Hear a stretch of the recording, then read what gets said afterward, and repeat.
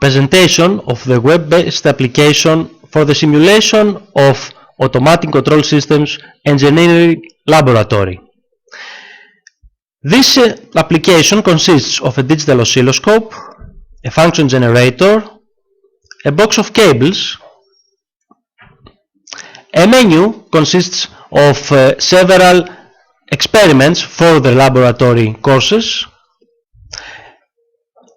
a digital multimeter, a board of electronic circuits, and elements like resistors, capacitors, operational amplifiers, a main switch, a secondary switch, DC power supplies, and ground.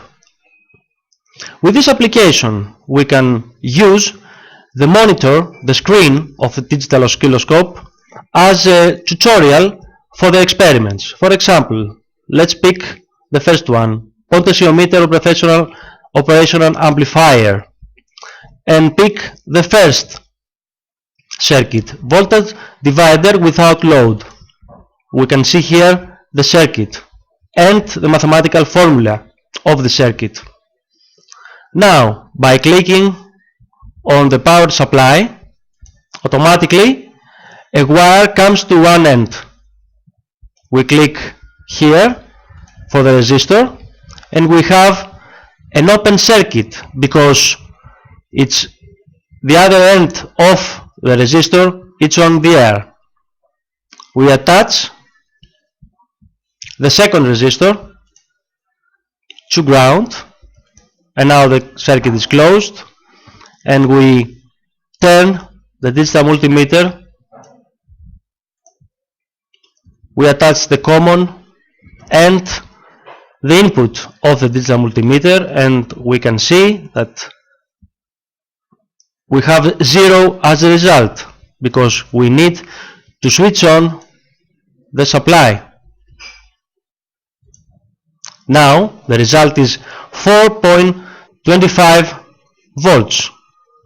If we choose another resistor, not 1 megohms but 0.1 megohms, automatically the result, the output of the circuit is 0.82 volts. Now let's use the function generator and the oscilloscope. We attach cables to the ground for both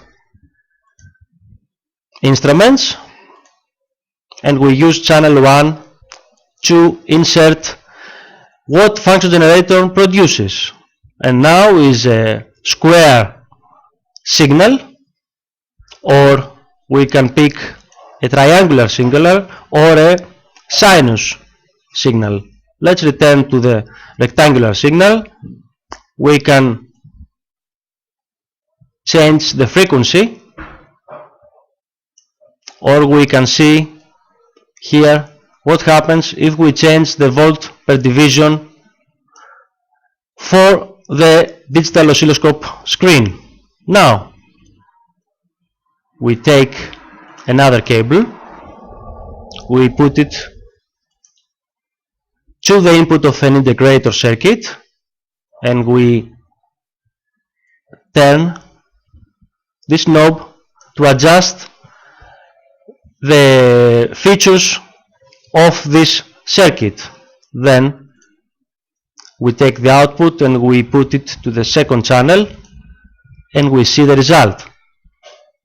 All this in real time. We can do another. We take the output, we put it to a potentiometer, and we adjust the output of the potentiometer to channel 2. Now we see the blue line, it's the input, the rectangular signal, and the red, it's the output. We can see what happens in real time if we change the elements of the circuit by rotating this potentiometer, or if we change the input frequency or amplitude. all this in real time, exactly as it happens in the real laboratory.